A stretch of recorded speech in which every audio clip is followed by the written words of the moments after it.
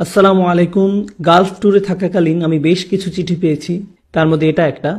আমি একজন মুসলিম, কুয়েতে অল্প কয়েক বছর ধরে কাজ করছি। আমি ইসলাম ধর্ম গ্রহণ করার খুব কাছাকাছি চলে এসেছি, কারণ আমি আমার অফিসের এক ধার্মিক মুসলিম কলিগকে দেখে মুগ্ধ হয়েছিলাম, আর আমি তাকে বিয়ে করতে চেয়েছিলাম।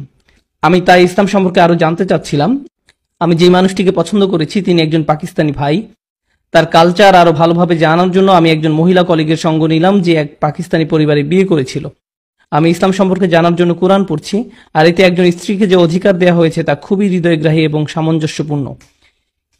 কিন্তু যখন আমি আমার মেয়ে বন্ধুটির জীবনের দিকে তাকাই, তাকে এত কিছু করতে হয় তার শ্বশুরবাড়িতে, আর তার স্বামী তাকে জোর করে যেন সে তার শ্বশুর শাশুড়ির সেবা যত্ন করে, আর তার শাশুড়ি তাকে অনেক যন্ত্রণা দিয়ে থাকে। তিনি তাদের স্বামী স্ত্রীর মাঝে ঝগড়া সৃষ্টি করেন। এদিকে তার ননদেরা তাকে সবসময় কাজের মেয়ের মতো খাটায়। তার স্বামী এই ব্যাপারে অনেক কঠোর।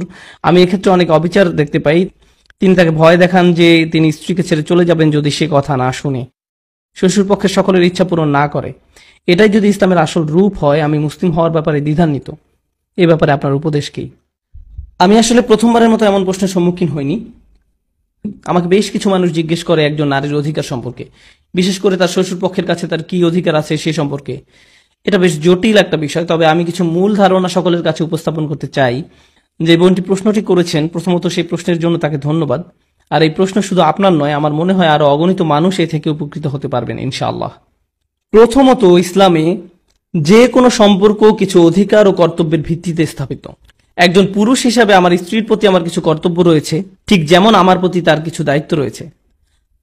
আর আমার বাবা মায়ের প্রতি আমার কিছু দায়িত্ব রয়েছে, ঠিক যেমন আমার প্রতি তাদেরও দায়িত্ব আছে। তাদের কাছে আমার কিছু অধিকার আছে। এখন এক্ষেত্রে মূলনীতি হলো, আপনি যে কোনো একটি সম্পর্কের অধিকার আদায় করতে গিয়ে অন্য আরেকটি সম্পর্কের অধিকার ক্ষুণ্ণ করতে পারবেন না। প্রশ্ন হলো, আপনি কিভাবে সব অধিকারের সমন্বয় ঘটাবেন? বিশেষ করে আমরা এখন কথা বলছি একজন স্বামী স্ত্রী ও তার শ্বশুর পক্ষের ব্যাপারে। একজন ছেলে সন্তান হিসাবে আমাকে আমার বাবা মায়ের প্রতি অনুগত হতে হবে, তাদের সম্মান দেখাতে হবে, দয়া দেখাতে হবে। তারা আমার কাছে যাই চায় তা পূরণ করতে হবে, যদি না তারা আমাকে ইসলামের বাইরে কিছু করতে আদেশ দেয় কিংবা আল্লাহকে অমান্য করতে আদেশ দেয়। অন্যদিকে আমার স্ত্রীকেও তাদের প্রতি সম্মান দেখাতে হবে, সাধারণ শিষ্টাচার দেখাতে হবে, কিন্তু তাকে তাদের বাধ্যগত হয়ে চলতে হবে না। আর স্বামী হিসাবে আমি যদি আমার বাবা মায়ের সেবা তার কাছে দাবি করি, তাহলে আমি তার প্রতি অবিচার করছি। স্ত্রীকে তার নিজের বাবা মায়ের প্রতি কর্তব্যশীল হতে হয়। তার তো নিজের অভিভাবক রয়েছে, এরা তার নিজের অভিভাবক নয়, আপনার অভিভাবক। যেটা সত্য কথা, রক্তের বন্ধনে যে সম্পর্ক হয় আর বিয়ের বন্ধনে যে সম্পর্ক হয় তা মোটেই এক নয়।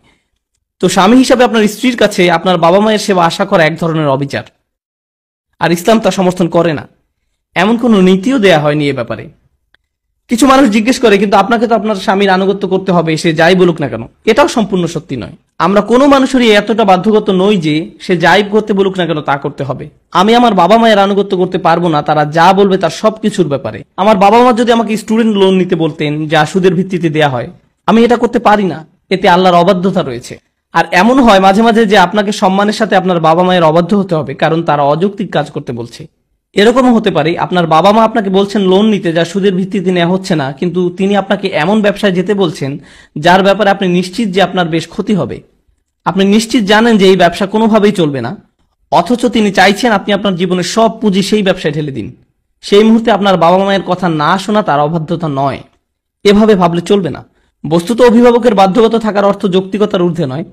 আমরা কোনো মানুষেরই এতটা বাধ্যগত নই যে সে যাই করতে বলুক না কেন তা করতে হবে। আর অবশ্যই আমরা যখন তাদের অবাধ্য হই, আমরা কখনো কোনোভাবেই তাদের অসম্মান করে তা করি না। আর এটাও সত্যি, আমাদের জন্য যদি কঠিন হয়ে দাঁড়ায়, আমাদের প্রতি যদি তারা কঠোরও হন, সেক্ষেত্রেও তাদের আনুগত্য করতে হবে। কিন্তু যদি তারা অযৌক্তিক কিছু একটা করতে বলেন, আমি উদাহরণস্বরূপ বলছি, আমি যদি সব পুঁজি দিয়ে তাদের কথা মতো এমন ব্যবসায় নেমে পড়ি যেটা সফল হবে না, এতে আমি তাদের ইচ্ছা মতো কাজ করছি ঠিকই, কিন্তু আমি আমার বাচ্চাদের কষ্টের মুখে ফেলে দিয়েছি, আমার স্ত্রীকে কষ্ট দিচ্ছি, এবং যারা আমার উপর নির্ভর করে আছে তাদের সকলকে সমস্যায় ফেলেছি। আমি এমন কাজ করতে পারি না। তারা আমাকে যা খুশি করতে বলতে পারেন, কিন্তু তারা আমাকে দিয়ে অন্য কারো উপর অত্যাচার করতে পারেন না। এভাবে অধিকার আদায় হয় না। কিছু পরিবার আছে, তারা সেই স্বামীকে জোর করেন কেবল একটা অ্যাকাউন্ট রাখতে, আর তার অভিভাবকরা হলেন সেই অ্যাকাউন্টের কোসাইডার। এভাবে অধিকার আদায় হয় না। এদিকে স্ত্রীকে সপ্তাহে হয়তো কেবল $20 করে পাচ্ছেন। এভাবেও জীবনযাপন করা চলবে না। আপনি এটা করতে পারেন না। আপনি আপনার স্ত্রীকে বিয়ে করেছেন, আপনি তার ওয়ালি হয়ে তাকে তার বাবার কাছ থেকে নিয়ে এসেছেন। আপনাকে এখন তার প্রতি সেসব কর্তব্য পালন করতে হবে যা তার বাবা তার প্রতি করে এসেছেন। কিন্তু এখানে ঘরে সকলে তার সাথে দ্বিতীয় শ্রেণী মানুষের মতো আচরণ করে, যেন শ্বশুর শাশুড়ির কাজের মেয়ে কিংবা আপনার বোন অথবা অন্য কারো কাজের মেয়ে। এটা চরম প্রতারণা এবং এটা এমন এক বিষয় যার ব্যাপারে আপনাকে আমাকে শেষ বিচারের দিন জিজ্ঞেস করা হবে। অন্যদিকে অন্য ধরনের চরমপন্থাও আছে। একদিকে আমরা দেখি বউকে বাড়ির কাজের মেয়ের মতো বানিয়ে ফেলা হয়েছে, যা চরম অবমাননাকর, কোনোভাবেই যা ইসলামিক গ্রহণযোগ্য নয়। আর অন্যদিকে আছে এমন সব স্ত্রী অথবা স্বামী যারা তাদের শ্বশুরপক্ষের ব্যাপারে সকলের প্রতি বিদ্বেষপূর্ণ। তাদের কারোর সাথে আমি সম্পর্ক রাখতে চাই না, তাদের মুখও দেখতে চাই না, আমি চাই না তারা আমাদের বাসায় আসুক, আমি চাই না তুমি তোমার মায়ের বাসায় যাও, তার সাথে কথা বলো, আমি তাকে ঘৃণা করি, আমি তাকে সহ্য করতে পারি না, ইত্যাদি ইত্যাদি। এভাবে অত্যাধিক দূরত্ব সৃষ্টি করেন আপনি আপনার স্বামীর পরিবার থেকে। এটাও এক ধরনের চরমপন্থা। তারা আপনার স্বামীর অভিভাবক, তাদের অধিকার আছে আপনার স্বামীর উপর। তারা যেন তাদের নাতি নাতনিকে দেখতে আসতে পারে, তারা যেন আপনার বাসায় ঝগড়া সৃষ্টি হবে এমন দুশ্চিন্তা করা ছাড়াই আসতে পারে, অথবা তাদের উপস্থিতিতে আপনি যেন তাদের সামনে স্পষ্ট অসন্তোষ প্রকাশ না করে বসেন। তো এতে আপনি আপনার দিক থেকে অত্যাচার করছেন আপনার স্বামীর উপর, কারণ তার প্রতি ভালোবাসার প্রতীক হিসাবেও আপনার অন্তত তার পরিবারের সাথে সৌজন্যমূলক আচরণ করা উচিত, ভদ্রতা এবং শ্রদ্ধা করা উচিত। আপনার স্বামী আপনার উপর তা চাপিয়ে দিতে পারেন না, কিন্তু এই আচরণ তো আপনার নিজ থেকে আসা উচিত। এই সৌজন্যমূলক আচরণগুলো তো সব মুসলিমই অন্য মুসলিমের প্রতি করে থাকে। যারা একই পরিবারের অংশ হয়ে গিয়েছে তাদের কথা না হয় নাই বললাম, আমাদের এমনিতেই পরিবারের সদস্যদের সাথে সর্বোচ্চ সুন্দর ব্যবহার করা উচিত। হ্যাঁ, জটিল অবস্থারও সৃষ্টি হয়, বিশেষ করে যৌথ পরিবারের ক্ষেত্রে। সত্যিই অনেক ক্ষেত্রে জটিল পরিস্থিতি তৈরি হয়। অন্য অনেক কালচারের মধ্যে, বিশেষ করে দেশি কালচারে, আমরা সকলে মিলে এক ছাদের নিচে থাকার গুরুত্ব আরোপ করি, আর পরিবারের খরচপাতি বাবা মা পরিচালনা করেন, আর বউকে এই করতে হবে সেই করতে হবে একজন ভালো স্ত্রী হিসাবে পরিচয় পেতে। এই নীতি বেশিরভাগ পরিবারের ক্ষেত্রেই কাজে দেয় না।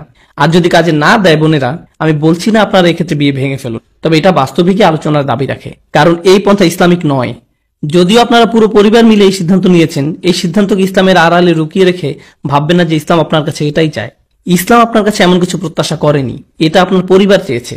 কিছু ব্যাপারে আপনাকে পরিবারের সকলের সঙ্গে নিয়ে সিদ্ধান্ত গ্রহণ করতে হবে। সুম্মা লা তুসআলুন্না ইয়াওমাইযিন আনিন নাঈম। তোমরা যেসব নিয়ামত ভোগ করো সেই ব্যাপারে তোমাদের জিজ্ঞাসা করা হবে। আমার স্ত্রী, আমার সন্তান সন্ততি, বাবা মা, এরা সবাই আল্লাহর নিয়ামত যা আমি উপভোগ করি, তাই আমার উচিত তাদের অধিকার আদায় করা।